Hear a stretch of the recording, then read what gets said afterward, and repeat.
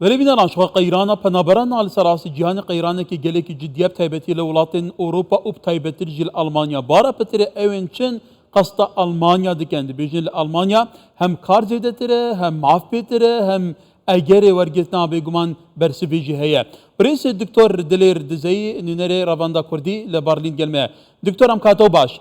کواتا خود زانی آلمانیا که لولاتانه که زورترین پنابر روته دکن. و باس لواج دکرید که 30,000 پنابری عراقی مترسی دیپورت کرنوایان لسره. آیا فعلا اما بشوی که کنکریتی بریال لسر دراوه؟ ئەوکاتان باش ئەو بڕیارە تەنها عراقیەکان ناگرێتەوە ئەوە بڕیارێکە لە 16 ئەوگوستی 2023 دەرچووە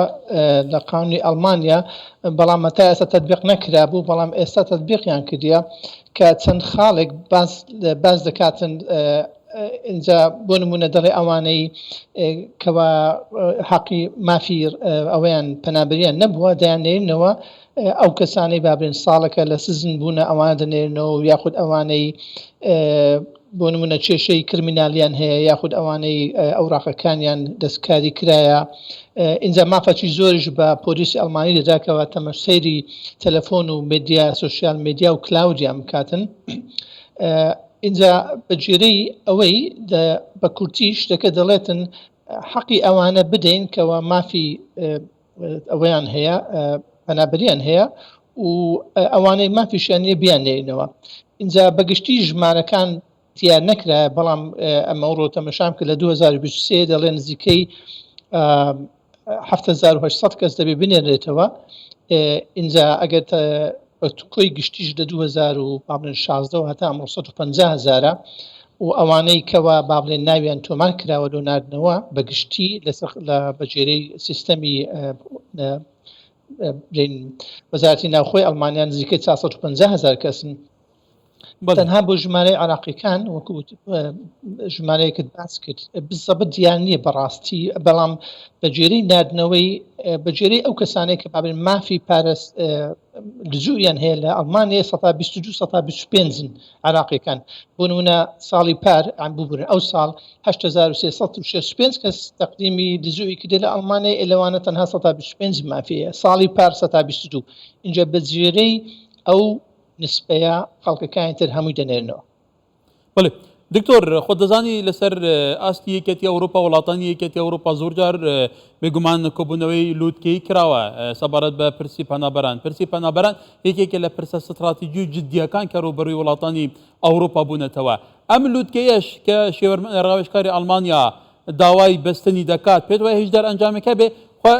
بریتانیاش بێگومان بریار هەبوو پەنابەران نازانم ڕەوانی ئەفریقا و گەندا بکە بەسەو بریارە لەسەر عەرجێ بەجێ نەکراوەکو خۆی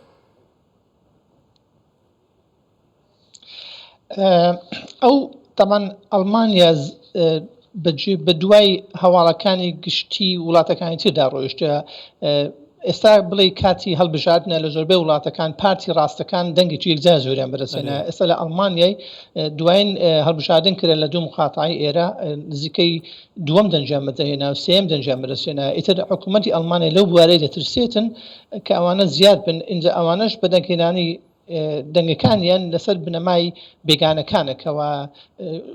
ڕەوشی وڵاتەکەیان تێکدایە و کرمینالیان زۆرە و ئشتر ئەوانەیە ئیتر هەتا ئێستا هەموو پارتەکان لەسەری یەکلا بوون تەنها پارتی سەوز نەبی کە لە پەرلەمانی ئەڵمان پەرلەمانی ئەوروپاش توندی بەرامبەر دەکرد نەیدەویست ئەو شتە بکرێتن بەڵام ئێستا پارتی سەوز ڕازی بووە لەسەر بڕیارەکە و بڕیارەکە جێبەجێ دەکرێتن بەڵێ بە تایبەتی ئەڵمانیا خۆ دەزانی یەکێکە لە وڵاتانەیە کە زۆرترین پەنابەر ڕوو تێدەکات و داوای مافی پەنابەری دەکات ئێمە باسی پەنابەرانی عێراق کە لە چارچەوەی ئەوان پەنابەری هەرێمی کوردستانیش بە هەزاران هەیە تا ئێستا مافیان وەرنەگرتووە هەیە بە ساڵان هەیە ئەم ساڵ هاتووە هەیە لەوانە 10 ساڵ زیاتریش لەبێت تا ئێستا مافی پەنابەرێتی وەرنەگیراوە حتا دانوستاندن لە بینی حکوومەتی ئەڵمانیا حکوومەتی عێراقیش هەیە زۆر جار باس لەوە دەکرێت کە حکوومەتی عێراق بێگومان داوا دەکاتەوە پەنابەرانە جارێکی دیکە بگەڕێنەوە بۆ ئەمە چیایش تازە دەڵێ بەجێرەی بڕیارەکەی ئێستا دەڵێ ئەوانە هەمووی بە مافەکانیان پێدا دەستنەوە کە پەرەگرافە بابرێن بڕیارە نوێیەکە لە 5 پەرەگراف پێکاتیوەکو باسم کرد ئەوانەی ئەوانەی کێشەی دۆکومنتیان هەیە ئەوانە دەنێرنەوە ئەوانی کە مافی ئینسانی و سیاسیان هەیە لە وڵاتەی شتەکانیان لە بەدەستە هیچ گۆڕا هیچ هەڵەشیان لە دۆکومنتەکان و لە قسەکانی دانیە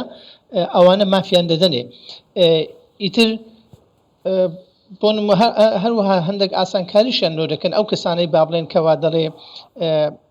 دوولدنگی پێدەن یاخود هەڵیان پێدەدەن یاخود بوارەکان لە بوارێکە نەدایانتان بنێنەوە لەبەر دۆکومنتیان نیە و ناتان مافیشیان بدەن لەبەر مافی پەنابەریان نیە اینجا ئەو کەسانە ئێستا مافی ئیشیان پێدەدرێت دوای 6 مانگ پێشتر دوای 9 مانگان مافیان پێدەدرا بەڵام ئەوانەی کەوا کێشەی دۆکومنتی و قانونی و کرمینالیان هەیە ئەوانە دەنێنرێنەوە بە تایبەتی ئەو کەسانەی کە ئێستا لە سزنن زیندانەکان ڕاستەخۆ دەنێنەوە بەبێ هیچ ئاگادارکردنەوەک ئەوانە 1 ساڵ دوولدونگیان هەیە واتە مافی لەسەریان ڕاوەستاون ئەوانە 1 مانگیان مەزار دەدرێت دانێرنەوە ئەوانەی خێزانیان هەیە لەگە منداڵی 2 ساڵ کەمتر ئەوانە حەقیان تۆزێک زیاتریان پێدەدەن بەڵام شتێکی خاڵێکی نوێ لە ئەوروپای داخل بە بڕیارەی بووە پێشتر 6 مانگ ئەو کەسانە دەهاتن یعنی لە سزنەکان بەندیخانەکان ڕایان دەگرتن هەتا تەماشای سەیری دۆکومنتەکانی ئەمکەن ئێستا ئەو بریاریان کە 18 مانگ یعنی هەتا 3 ساڵان ئەو کەسانی کە دێنە ئەوروپای احتیمالی زیندانکردنیان هەیە اینجا لە پاشان ئایا مافیان هەیە یاخود ڕاستەخۆ دانێت سپاس دکتۆر دەلێر دەزەید و نەرێ ڕەباندا کوردی لە بارلین